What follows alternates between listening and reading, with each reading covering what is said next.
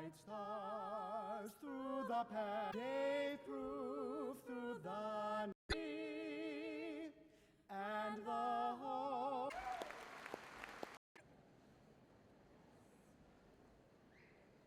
This ceremony is the culmination of our academic year, and it is one of the milestones in the lives of our students and their families.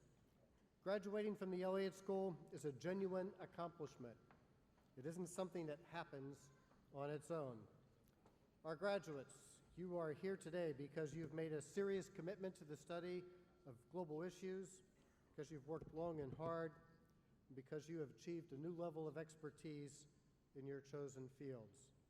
On behalf of the faculty and staff of GW's Elliott School of International Affairs, I congratulate you.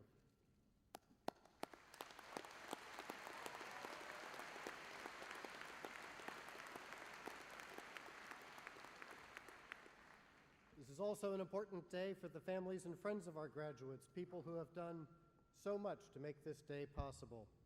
To the parents of our graduates and all of the family members and friends who are with us here today, congratulations to you too. Nice job.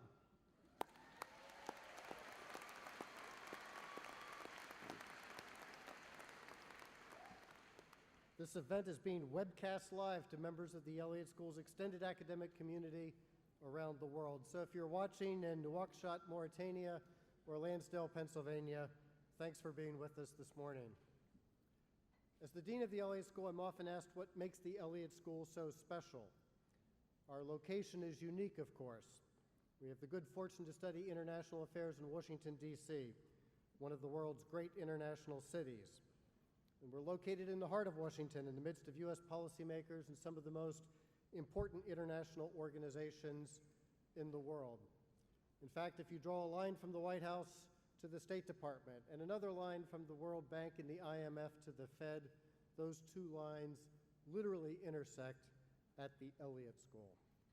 Our location enriches our academic programs and it expands our opportunities in a multitude of ways. But there's more to the Elliott School than a great location. The Elliott School isn't just a place on the map, although we're nicely situated. The Elliott School isn't just a building, although being located on E Street allows us to call ourselves the E Street Band, which some of us think is pretty cool. The Elliott School is special not because of where we are, but because of who we are.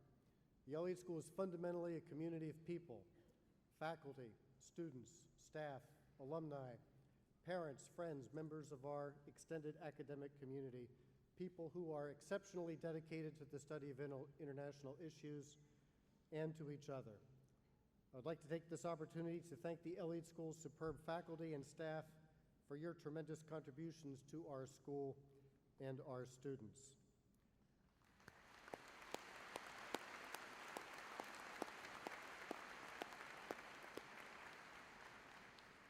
In particular, I would like to recognize one of my faculty colleagues for his special contributions to the school and our students over the past 4.5 years. Since January 2010, on my immediate left, Professor Mike Mochizuki has served as the Elliott School's Associate Dean for Academic Programs. He's about to go on a sabbatical to finish a book on Asian security. But over these past 4.5 years, Professor Mochizuki has had overall responsibility for all of the Elliott School's undergraduate and graduate programs. Everyone who is graduating from the Elliott School this weekend is here because behind the scenes. Professor Mochizuki. As all of you know, the world faces many problems: extreme poverty, the oppression of women and girls in the world, many international challenges, including population growth, energy consumption, climate change, will become even more intense in the decades ahead. Given these problems, you might be inclined to be pessimistic about the world's prospects. I think it's important to put things in perspective and remember, progress happens. In 1900, the average global lifespan was 31 years. Today, the average global life expectancy at birth is 70 years. Speaking on behalf of everyone over the age of 31, I would call that good news and good progress. In 1914, 100 years ago, the guns of August marked the beginning of what they called the Great War in Europe. At the time, they didn't know it would later be called World War I. The problem of military conflict hasn't gone away, but since 1945, there has been no all-out great power war. I would call that good progress. In 1964, 50 years ago, China tested its first nuclear weapon, becoming the fifth nuclear power.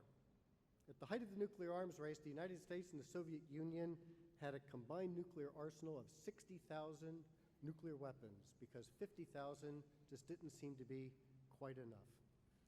People used to worry very seriously about an all-out global thermonuclear war leading to the extinction of the human race. As an undergraduate, I used to lose sleep worrying about global thermonuclear war. I probably should have gotten out a little bit more. There are still very serious nuclear dangers to worry about, but that apocalyptic threat has gone away. Good progress. Also 50 years ago, in 1964, a man named Nelson Mandela was sentenced to life in prison in South Africa. In 1994, 20 years ago, Nelson Mandela was elected president of South Africa. Good progress. The spread of democracy and freedom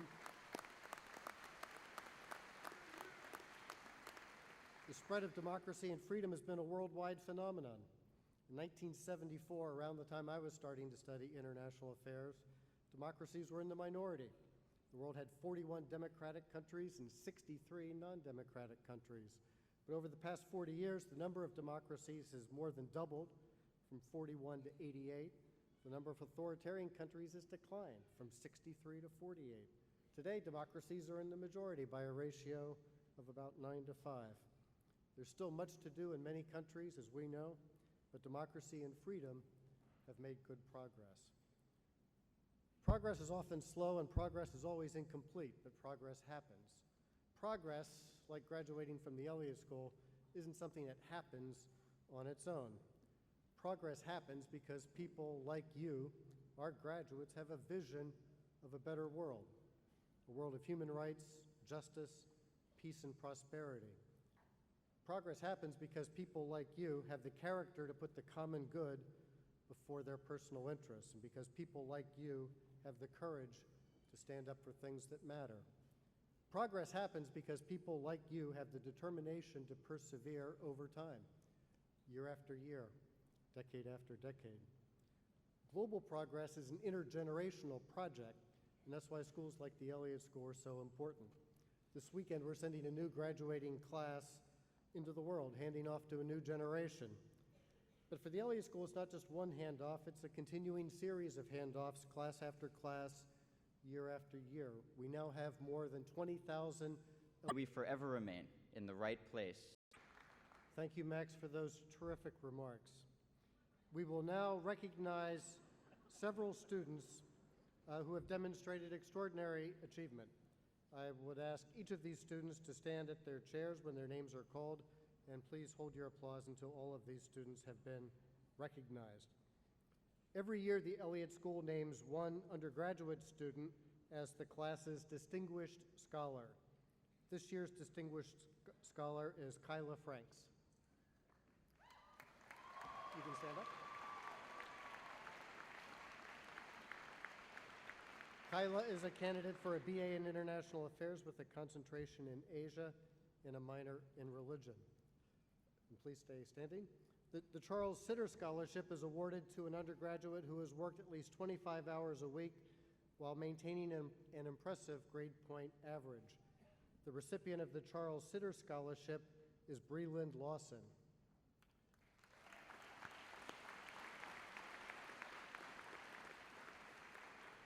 Breland is a candidate for a BA in International Affairs with a concentration in Europe and Eurasia and a second major in French language, literature, and culture. The Wilbur J. Carr Prize is awarded to two students, one undergraduate and one graduate, who have demonstrated excellence in the study of international affairs while displaying the qualities necessary to be good citizens and dedicated public servants. This year's undergraduate recipient of the Carr Prize is Sarah Pearson.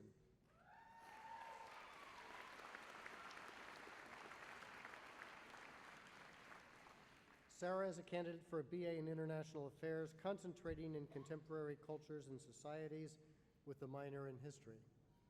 This year's graduate recipient of the Carr Prize is Julia Collins.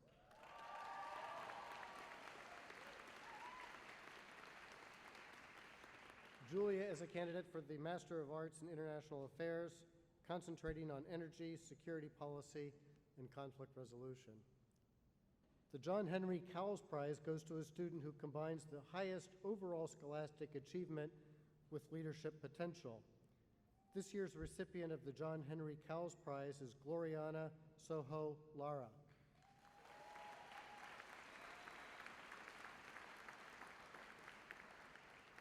Gloriana is a candidate for a BA in International Affairs with concentrations in international development and international economics, plus a minor in journalism.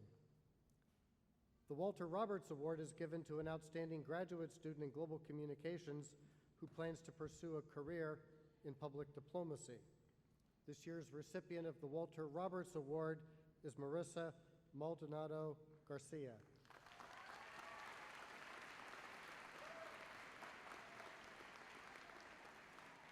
Marissa is a candidate for the MA degree in global communication with a concentration in public diplomacy. The Norman Friend Prize is awarded to a student majoring in international affairs who combines overall scholastic achievement with leadership potential. This year we have two recipients of the Norman Friend Prize, Tanvir Ahmed and Ulrich Thompson.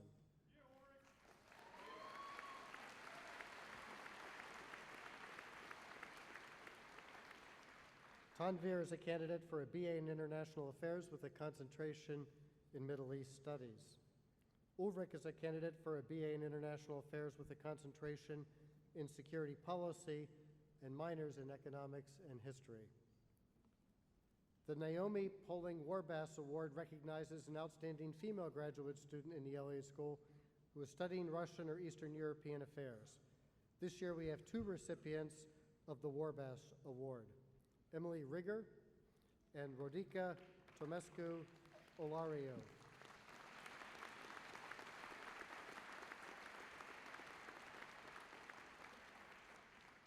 Emily is a candidate for the MA degree in European and Eurasian Studies. Rodica is a candidate for the MA degree in European and Eurasian Studies with a concentration in international organizations and diplomacy. The Elliott School Alumni Association Prize is awarded to a graduate who is recognized both for academic achievement and contributions to the life of the university. This year's recipient of the Elliott School Alumni Association Prize is Ben Nelson.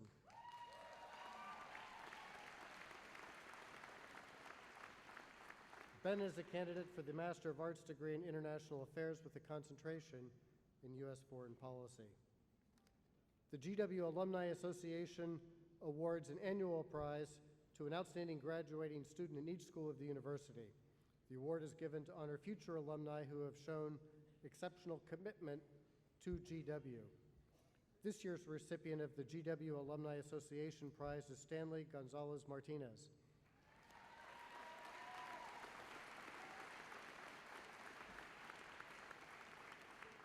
Stanley is a candidate for a BA in International Affairs with a concentration in Middle East Studies and security policy. Please join me in congratulating these outstanding Elliott School students.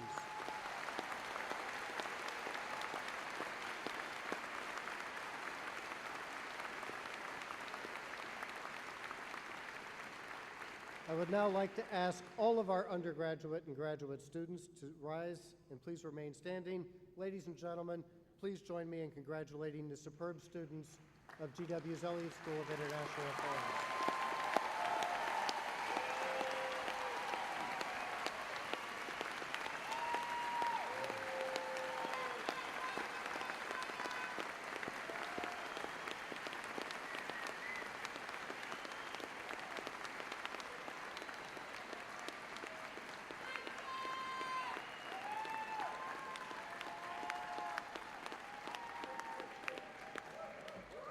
Thank you. Well, please be seated. This is the aerobics part of the program. The Elliott School often invites one of its alumni to speak on this auspicious occasion.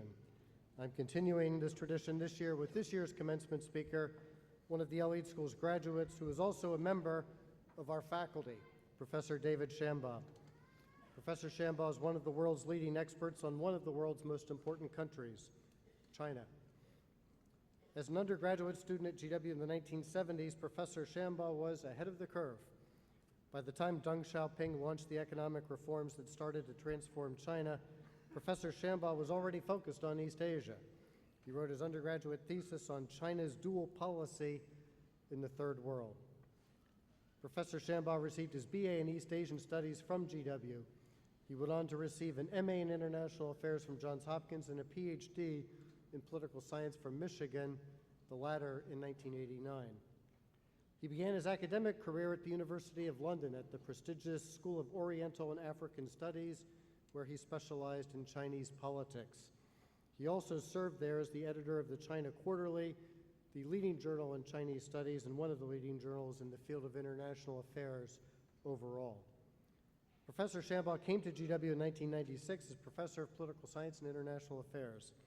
At the Elliott School, he directs the China Policy Program, which sponsors major research projects and engages the academic and policy communities around the world. During his time at GW, Professor Shambaugh has also been a fellow at the Woodrow Wilson International Center for Scholars. He recently spent a year, 2009-2010, as a senior Fulbright research scholar at the China Academy of Social Sciences. He's also been a member of the board of directors of the National Committee on U.S.-China Relations since 2009. Professor Shambaugh is an exceptional scholar and public intellectual. He's published 27 books and more than 200 articles, chapters, and op-ed pieces. His recent book, China Goes Global, was selected by The Economist, Foreign Affairs, and Bloomberg News as one of the best books of 2013. Ladies and gentlemen, it is my pleasure to welcome to the podium my GW colleague and the Elliott School's 2014 commencement speaker, Professor David Shambaugh.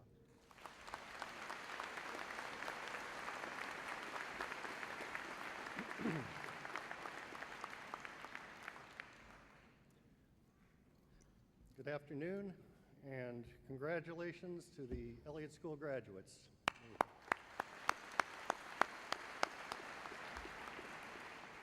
And I must hasten to add what Max Sanders has earlier said. I want to congratulate all the parents and the relatives and the siblings and the friends who are here who have supported the graduates through their studies at the Elliott School.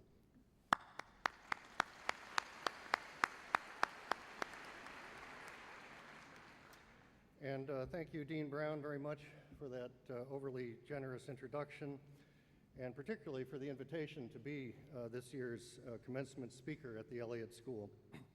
There are really few greater privileges than to be asked to address one's alma mater at commencement, and I am deeply honored to be invited to do so today. And just as Dean Brown has noted, much of my life, 1/3 to be exact, has been spent associated with the Elliott School, either as a student or as a faculty member. And it's been a wonderfully rewarding association, I must say. I recall vividly 37 years ago, I sat right down there in about the 10th row on the left side. My parents were up there watching the commencement ceremonies, and never did I imagine in my wildest dreams I would be standing up here today in a more colorful gown, speaking to you in the graduating class of 2014. That day, back in 1977, then President of George Washington University, Lloyd Elliott, for whom the Elliott School is named, together with his late wife, Betty, conferred the degrees on us, and the commencement speaker that day, I recall, was the ambassador from Bangladesh, newly independent Bangladesh, in fact. And the speaker, the ambassador, implored us, I recall, you don't always recall your commencement speeches, and I'm sure you won't recall mine today either, but I do recall his. He implored us to look beyond the East-West Cold War, which was at its height at the time, and to pay attention to the developing world, and particularly to Asia. This was music to my ears because I was graduating in the second class with a BA in East Asian Studies. So that degree has a pedigree now of 38 years. Those of you who are receiving your BAs in Asian Studies have a long tradition. But I wasn't quite sure what I was going to do with the degree. Sitting down there, I had a distinct sense of nervousness, and I suspect a number of you today have a distinct sense of nervousness. You're probably wondering the same thing. What am I going to do with this international affairs degree from the Elliott School in today's hyper-competitive job market and exceedingly complex world? I can assure you that your parents and relatives are wondering exactly the same thing. Relax. I've got good news for you, I think. In my opinion, an international affairs degree, whether a bachelor's or a master's, is one of the most flexible yet practical degrees you can hold in today's world.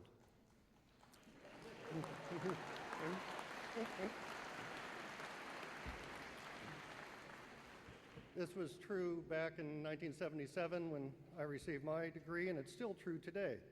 So let me illustrate this point by noting the career paths of 7 of my contemporaries, 7 of my classmates that I knew well.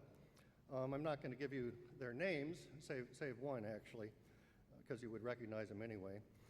But I will tell you what they went on to do as a way of illustrating the flexibility and practicality of the degree you will hold after today. One went on for his PhD at Harvard, who Professor Mochizuki knows well, and is now one of the leading security specialists at one of Washington's elite think tanks, the Carnegie Endowment of International Peace. Another went on for a law degree and a PhD, I might say, a real glutton for punishment, but he did both degrees. He went on then to open the law offices of a major American law firm in Beijing back in 1980, 81, very early days, and then transitioned to an academic career, and he's now one of the leading experts on Chinese law in the world at the University of British Columbia in Canada. Another went into poverty alleviation work with Catholic Relief Services in Cambodia, Nepal, and Uganda, before becoming a successful businessman in Southeast Asia and a philanthropist. Another went into investment banking in New York and then Bangkok, and is now a senior partner in a London-based international equity firm that manages billions of dollars. That's with a B, not an M. In pension funds, sovereign wealth funds, and institutional endowments. Needless to say, this person is certainly one of the more financially successful members of my graduating class. Some of you will hopefully emulate that. Another member of my class went on to become a governor and then a senator, and that's the one you can probably guess. Yes, Senator Mark Warner of Virginia. Mark and I took an American politics class together. Actually, we took macroeconomics together as well. But I remember the American politics class with him, and it obviously had a more lasting impact on him than it did on me. Another member of my class joined the CIA and became one of the agency's top Middle East experts. And then there was a classmate in my Chinese language class who went on to become an art historian of Chinese art history and to work for the Smithsonian's Freer and Sackler Galleries of Asian Art here in Washington, D.C., and to become my wife of now 32 years.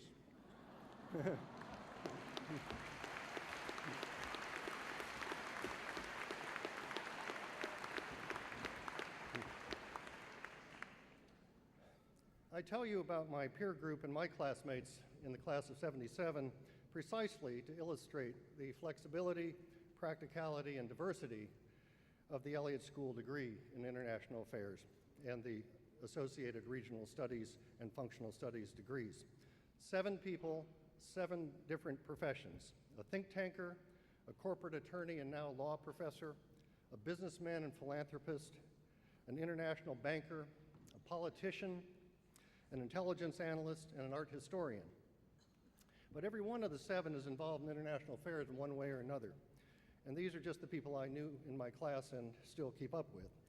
So look around you, graduates, and think about several members of your own peer group and your own graduating class, because I guarantee you that you will have just as diverse career paths, but the common denominator is that it will be something connected to international affairs.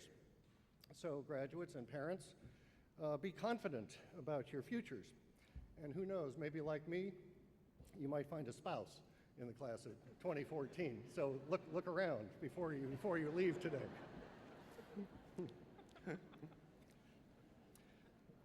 Your Elliott School degree is a versatile and practical one, because we've trained you in the theory and practice of international affairs. We've tried. You've taken courses on international history as well as contemporary affairs. Many of you have concentrated in one of our excellent regional studies programs or functional studies programs, or a combination thereof. You've learned to write long research papers as well as short policy memos, intelligence briefs, and future scenario forecasts.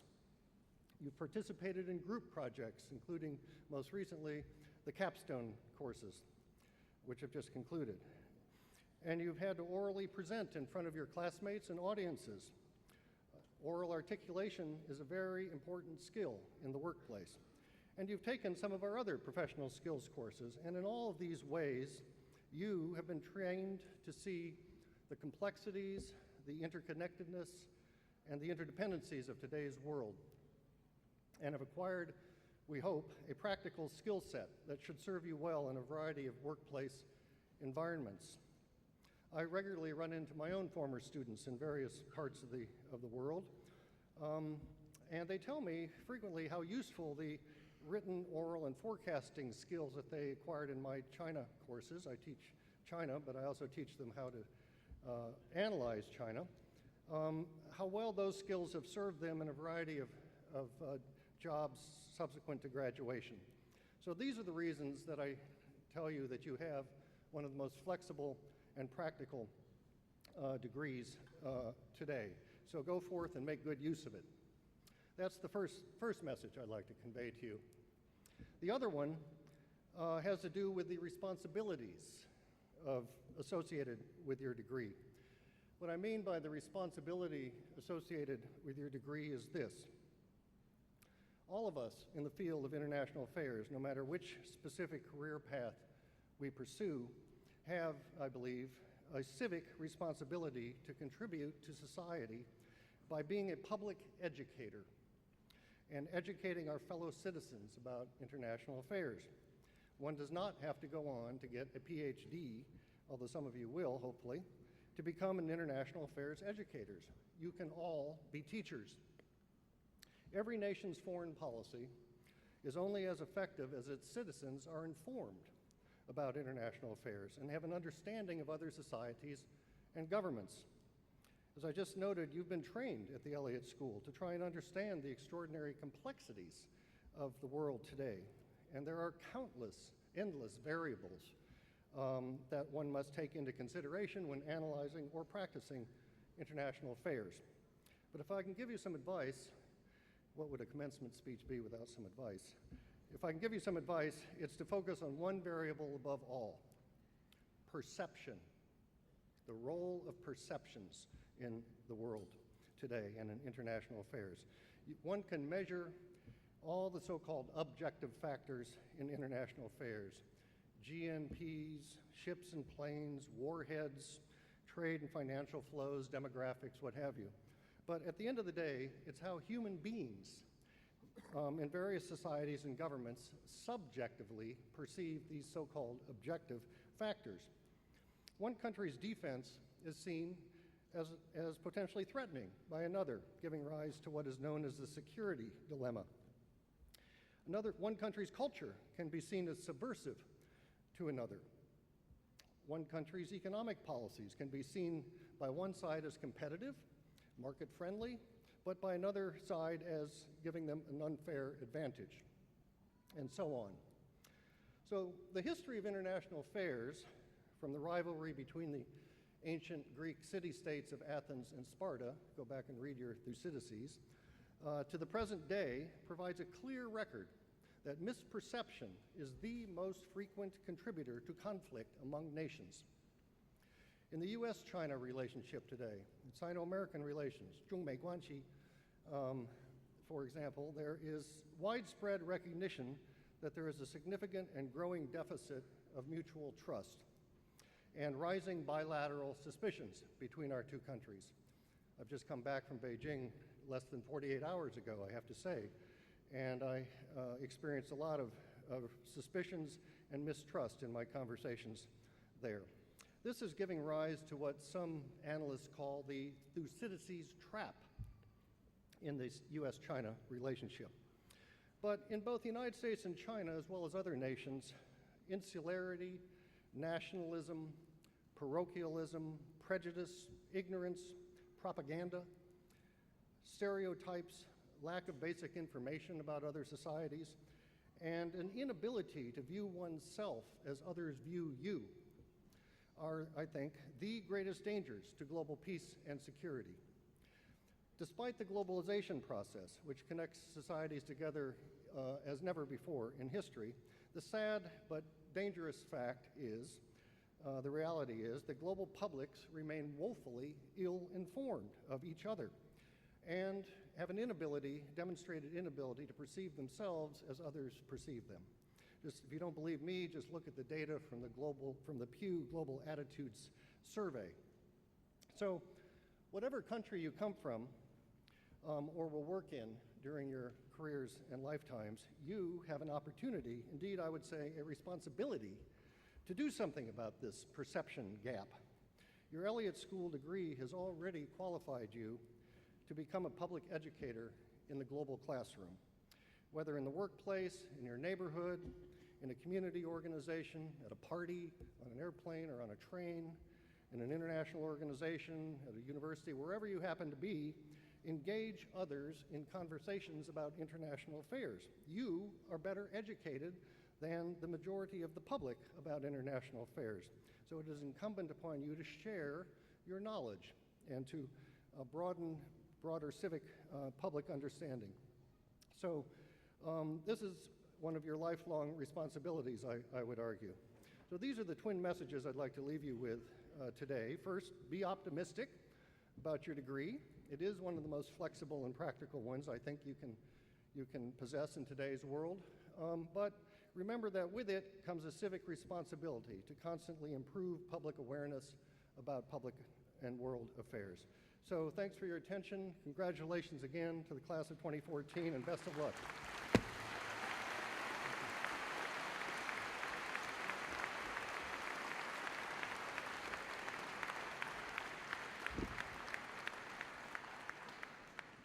Thank you, Professor Shambaugh, for those reflections and excellent advice. And let me just say that although many of you will find spouses here at the Elliott School, you don't need to do it this weekend. Your parents would want me to say that. We've now come to the part of the program where we will individually recognize our graduates. First, we will recognize the recipients of the Bachelor of Arts degree. Marshals, please take your places, and may I ask that you hold your applause until the end.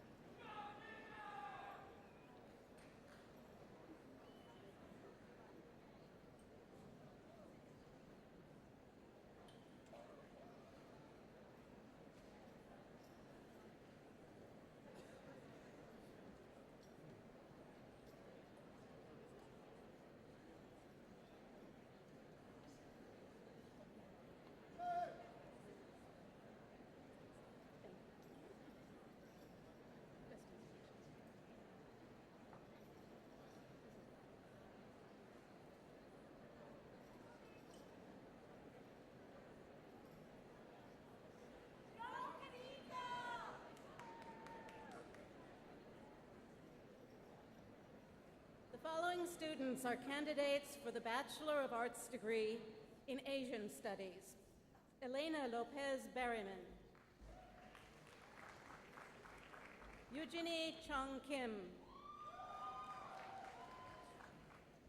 Sydney L. Porter.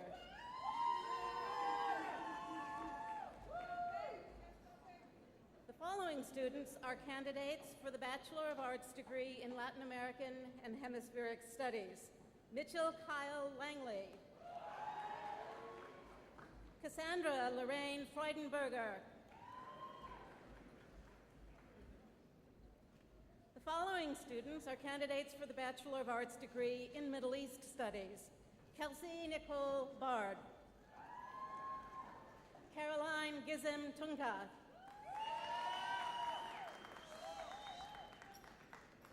Meredith Elizabeth Pahauka.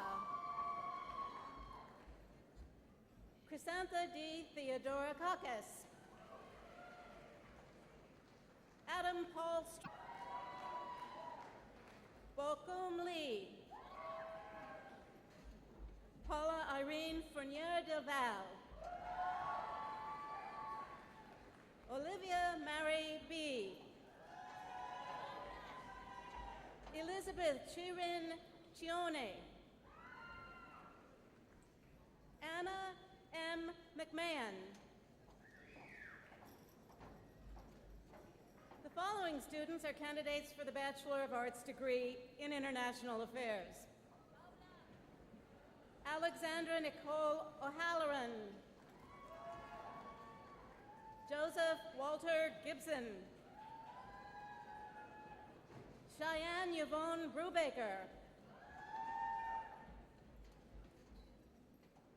Angela Mariana Shopke. Mackenzie J. Penton.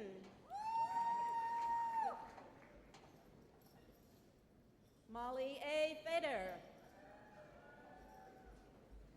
Allison Hope Kennedy.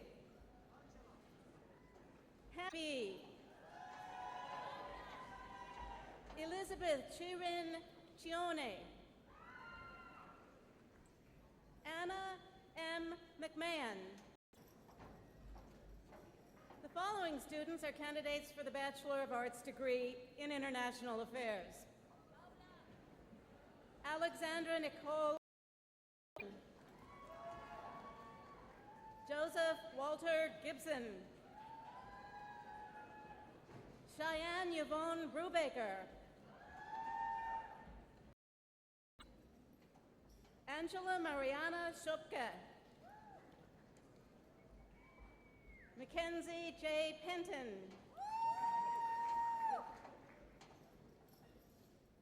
Molly A. Fader.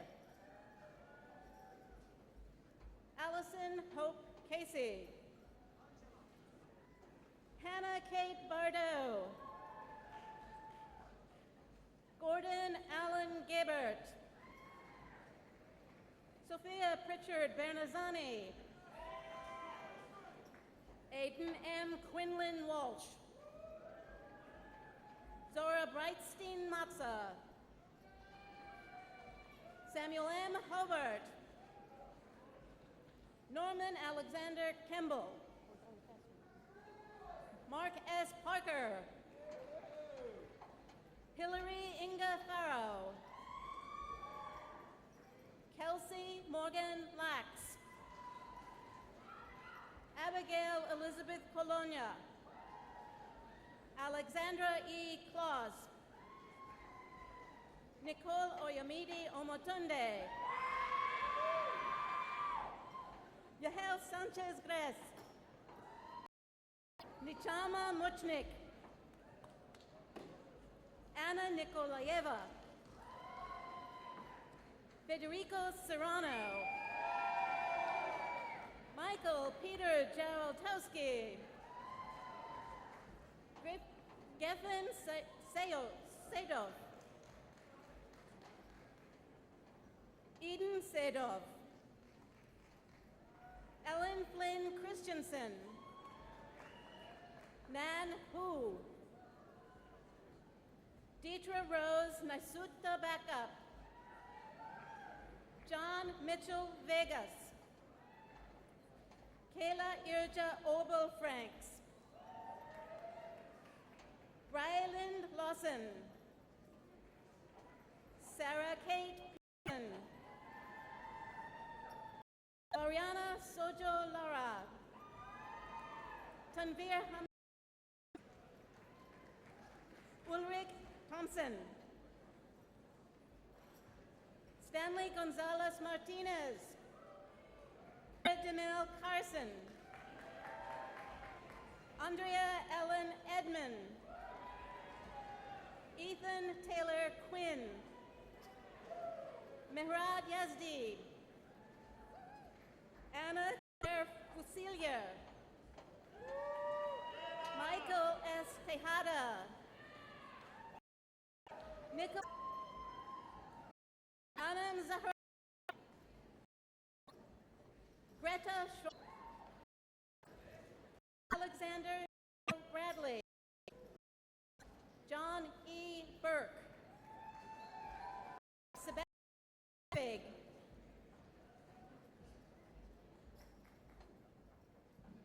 Whitney Clara Dixon. Amber Renee Johnson. Andrew Joseph Petrone. Michael Lewis Alice. Christine Marie McElhinney. Dominique Gabrielle Deglas.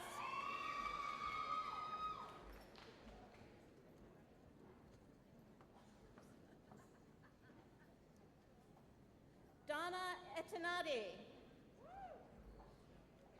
Teresa Lonietti. Camila Quintana Mollejo.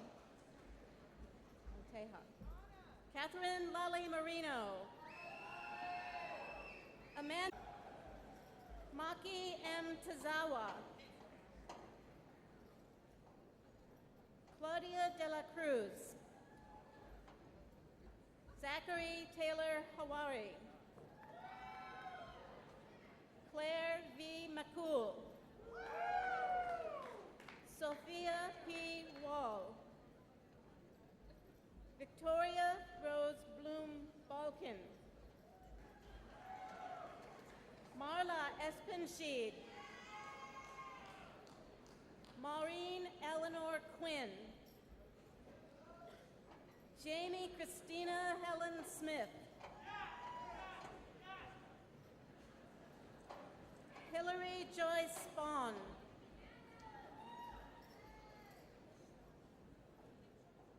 Mark Kichumba Ayabe. Joseph James Jaramito. Mitchell E. Bent. Tendai Mukau. Emily Louise Puckett. Jillian Merrill Quigley. Jeffrey Francis Bars. Kayla Alicia Marshall. Catherine Marie Melendez. Molly Devine. Janye Nie. Jonathan C. Wilkerson. Preston Rodriguez. Alexander George Avidur. Marlott. Amanda Catherine Skutek. Nicholas Alexander DeVito. Benjamin Johann Axelrod. Taylor Ridgely Mock. David Stephen Zogabe. Samantha M. Bachert. T. Mock. Belle Randall. Louise Silva. Catherine Catherine Marie Betancourt, Natalie N. Green, Christina Lucas, Ambika A. Chotera, Elissa Anna Weingarten, Adriana Calderon,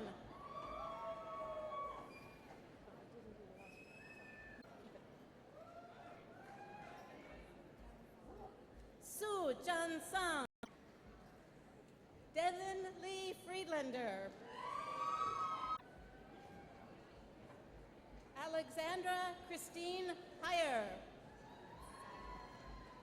Morgan Ann Zeiler, Johannes Alexander, Margaret Rose Cavaras, Guillaume A. Julian, Rachel B. Martinez, Michelle Susan Whalen, Lindsay Elizabeth Woods, Janice Elizabeth Emmanuel,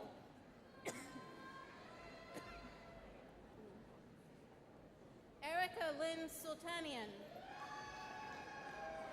Laura Kathleen Frederick, Jamie Pamela Fisherhertz, Delaney Aaron Walsh, Daniel Christopher Johnson, Francesca Brigitte Liliane Rogini, Delaney S. Allen, Dale Kim, Brian Andrew Kastner, Chelsea Marie Durkin, Edward William Benfield,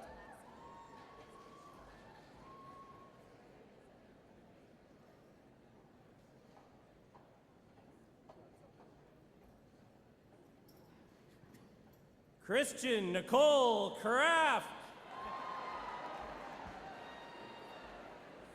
Allison Leigh Pridmore, Kelsey Venture Seawick,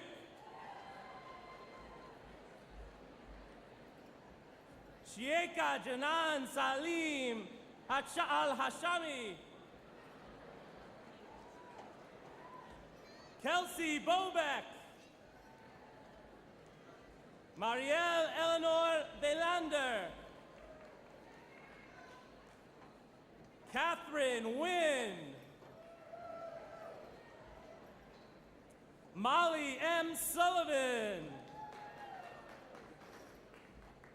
Elizabeth Lanier Morris, John Patrick Leon, Drew B. Manville, Jesse Schaefer, Christopher Castello, William Foster Oakes,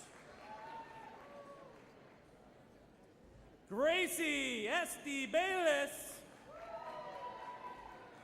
Winston C.G. Berg, Will Jameson Wright, Catherine Page McGilson, Brandon M. Buckland, Andres Felipe Verona Toro, Henry A. Yanis, Marwin L. Solomon, Stephanie Axine Sharouk, Yano Shek, Marina Rostein, Douglas Fector Arbetter, Jeremy Rosenberg, Stephen M. Buckver, Sharon Melissa Woolner. Krista Jenna Davis. Erica Paige Dunn. Andrew E. Kai Chan. Alyssa Lynn Wiener. Grace Emerson Boero. Miranda Morgan Palter Poston. Sean Evan Levy. Clayton Bruce Wiggs. Matthew C. Coastman. Casey M. Hagan. Samantha Ann Nesfield. Rachel Ann Dudash. Jessica Rose Kaufman. Kara Ann Lindsay. Natalie Ann Fisher. Brenna Curdy. Margaret Anna North. Anastasia Hurt. Corey Parker Katz. William Dean Mooney. Amanda Reed. Tara Elise Nelson. Zain Hassan Nakbi. Dalia Ali Najib. Zainub Ayub. Mufti. Maxwell Henderson Charlton. Timothy James Kelly Fairchild. Jane Lynn Goodman. Melissa Estrella. Davina Kanagasade. David Philip Linet. Maximilian R. Ziemer. Justin A. Fisk. J. Thomas Grotowski. Beneath Murti. Georgie Fu. Shivani Mahida. Leslie K. Dudden. Ted Singh Pesuth. Mushtayin Ahmed. Jessica Mejia. Malia Paul.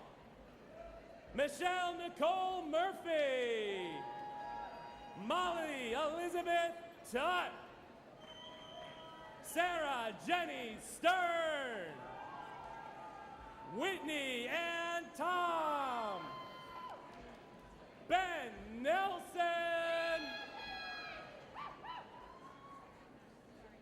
Trang Thuy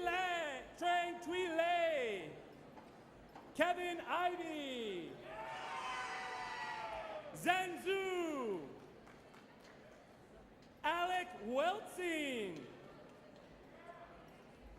Shen Pei. Heather Hickerson. Catherine Perry. Charles S. Benham. Nolan F. Divert. Laura Elaine Gary Kahn. Catherine Sylvie. Alyssa Renee Abraham.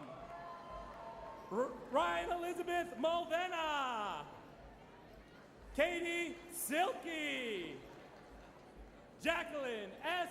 Manning, Benjamin McShane, Kenan Foster Hedrick, Daniel Martin McDonald, Alexander John Heselton Adams,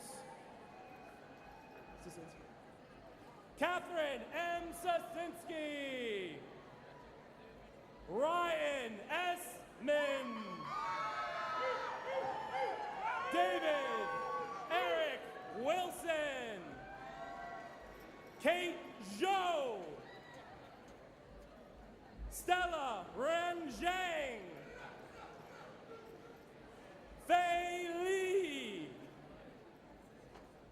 Jessica Lynn Thompson, Cameron Kodubash, Jade Emma Tuam, Cristobal Edgardo Ramon, Adam Otis Matini, Mariam Abdullah Al-Masheka, Ulia Shalomov, Rodolfo de la Cruz, Barbara Jean Udar, Julia Ann Collins, Patton Michael Corrigan, Joshua Leo Doherty, Frederick Bolagier, Melanie K. Bayer, David Anthony Chestnut, Caitlin Hartman Ford, Courtney Holly Kulani Peterson, Jocelyn Marie Helmer. The following students are candidates for the Master of Arts degree in International Development Studies. Kevin Douglas Robbins, Daniel Marvin Gunderson, Rachel Clement, Carmina Villa Garcia, Morgan Danielle Simone, Simon, Shilpa Nitin Modi, Eric Michael Aura, Jeff Lieberman, Mohammed Abed Amidi, Manjushri Lama, Annie Avitisyan, Bethel W. Alemu, Vera Amanda Ahmed, Zara Khan,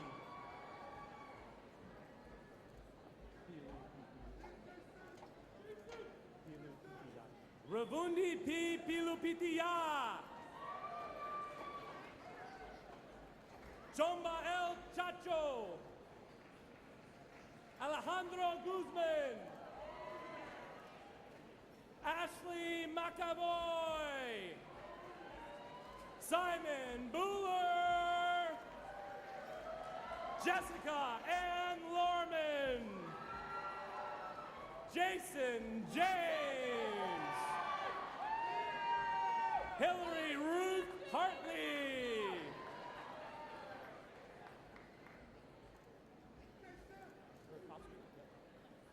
Yekaterina Verkovsky, Olga Kravitz, Alba Topuli,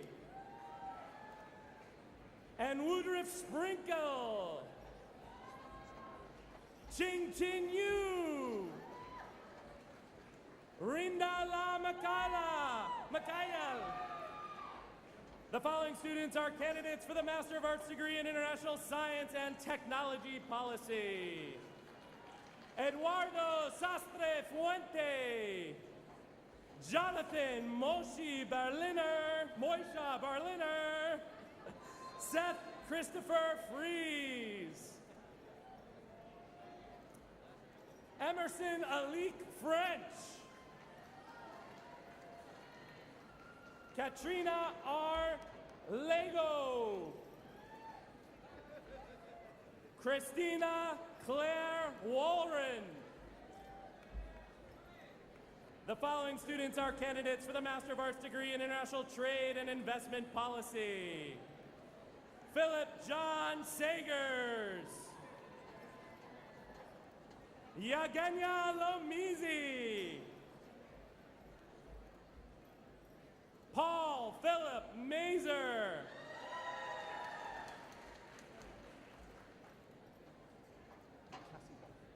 Cassie Gao,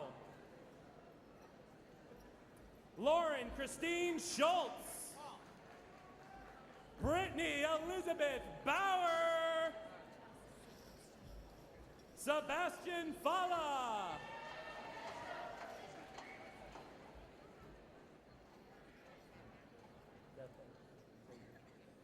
Narbos Perzeber,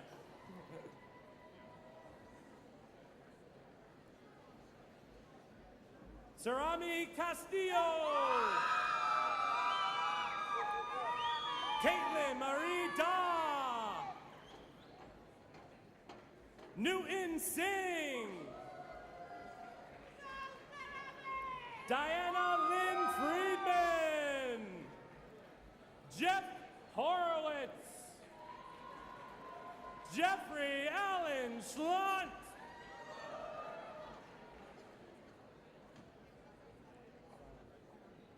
Ram Varun,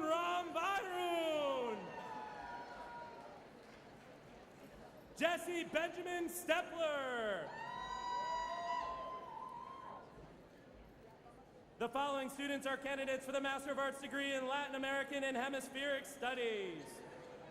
David Tyler Cox, Vanessa Aliaga, Caitlin Phelan Riley, Dana Catherine Preston, Peter S. Dumers.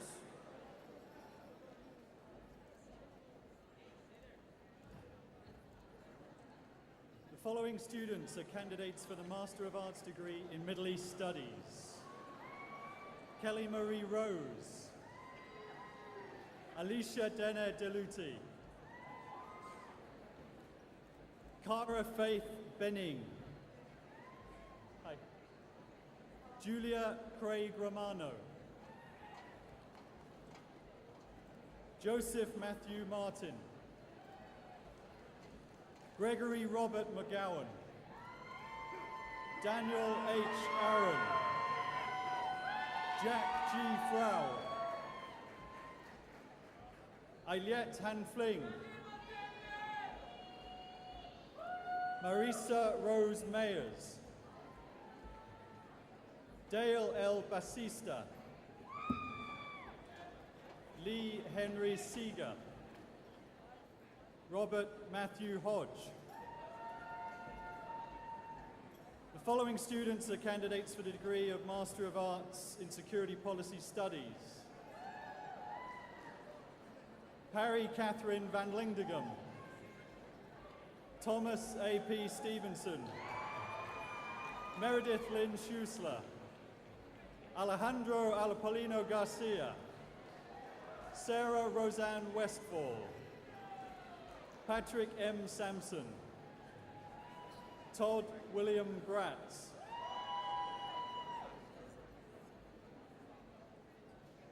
Alaga Hakize Nchia Gonkedze, Garrett Soma, Matthew C. French, Eric William Skidmore, Carl Schaefer Pabst, Akira Morita, Sean Patrick Kilduff, Christopher Cameron Rose, Jonathan Robert Dupree, Andrew J. Mascolia, Caitlin Marie Hodges, Laurie Shah,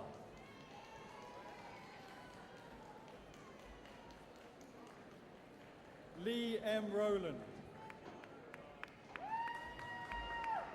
Megan C. Neely,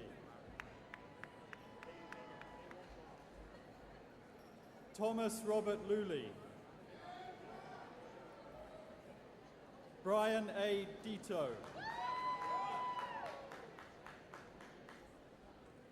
Gabriella F. Carney.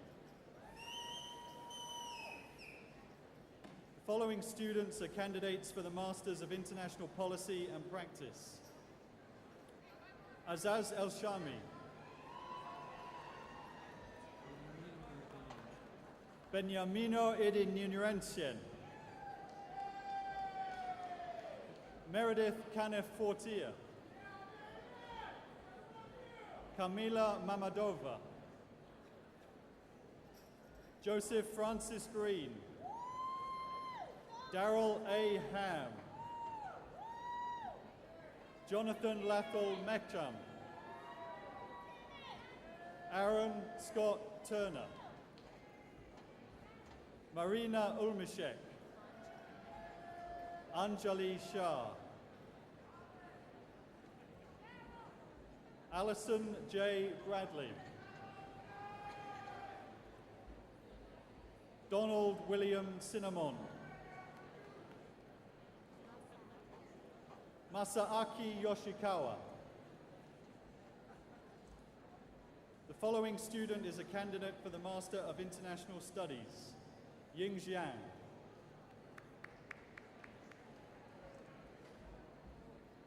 The following student is a candidate for the Graduate Certificate in International Security Policy, Rita Maria Lemos de Menes Braga da Cruz.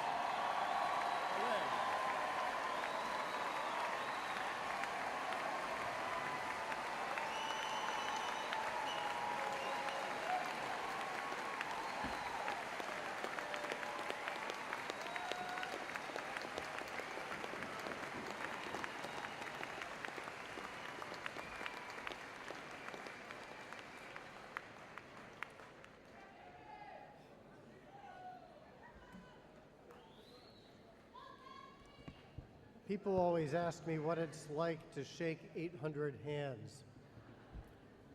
It's exhilarating and it's inspiring. You're really amazing.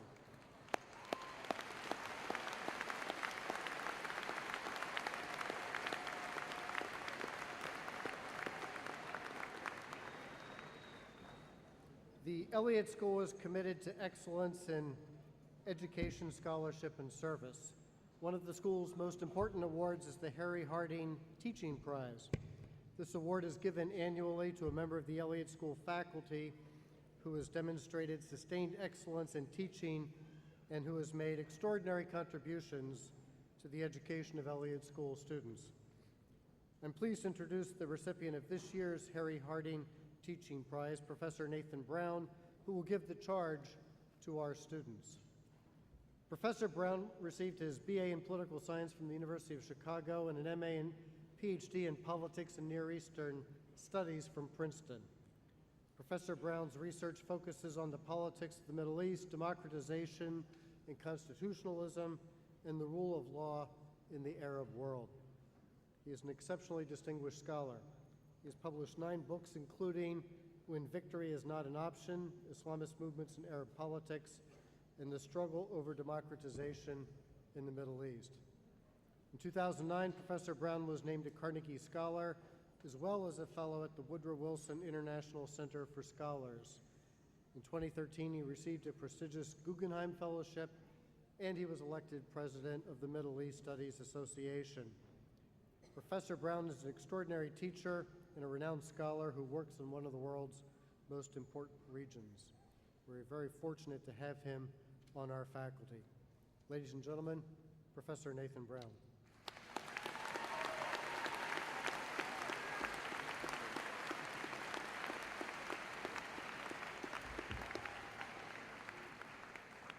Thank you very much, Dean Brown. Before I give the charge to the graduates, I have a brief administrative announcement to make. The students whose names were just read and who paraded across the stage are actually not yet graduating due to an unfortunate confusion. Those are actually students who've had holds placed on their records because of overdue library fines, illegal downloading, breaking up with a significant other by text message, tacky, crossing the street in the middle of the block, coloring outside the lines, thinking outside the box, or wearing mismatched socks.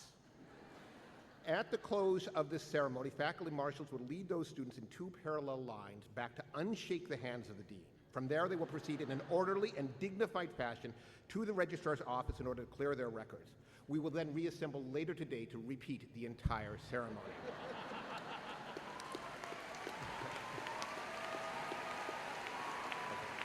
Okay. Now, at this halfway point, therefore, I have a few words. George Washington University is a very strange, seemingly oxymoronic name for an institution. Universities are places for thought. George Washington was a man of action. George Washington himself never went to college. He learned by doing. He had less formal education than virtually any other president. And completely unlike George Washington, institutions of higher learning have given our language a host of synonyms for feudal intellectualism and irrelevance. To say a question is academic, to describe something as scholastic or an argument as Talmudic, to refer to an ivory tower are all various ways to suggest utter impracticality. It's even sometimes speculated that the word trivial refers to the trivium, the three of the classical liberal arts, though ascertaining whether that's an accurate etymology would take years of laborious research. But I'm being sophomoric in my presentation of universities and too harsh on George Washington. Our institution is dedicated to the idea that George Washington University is not an oxymoron. In fact, Washington was actually a man we very much principles, with those principles immediately married to practice. The university that bears his name and the students who have all just been awarded degrees, pending, of course, that administrative step that I mentioned earlier, all seem to act admirably and effectively on the principle that thought and action should inform each other, that doing and thinking enrich each other, that acting without thinking is dangerous, and thinking without acting is pointless. Our school within the broader university is named after Lord Elliott, a figure, for those who remember him, who accomplished an enormous amount as our president, but spoke only when it was necessary to get things done. Now, a quick apology to my faculty colleagues for whom I've probably been so clear and direct that I've likely left them completely confused. So let me make my message appropriately abstruse so that they can understand. Okay, what I'm trying to say is cogitation and contemplation on the one hand and effectuation and execution on the other are properly seen as mutually constitutive through practices. Okay, that was clear? Okay. Class of 2014, if we as an institution have acted upon that ideal, I have no thoughts to share with you other than the ones you've already been acting upon. You've been thinking and doing, practicing and pondering all your time here. Or rather, my charge for you as graduates could be reduced to the same three words that the dean closed with his opening remarks. Keep it up. Thank you.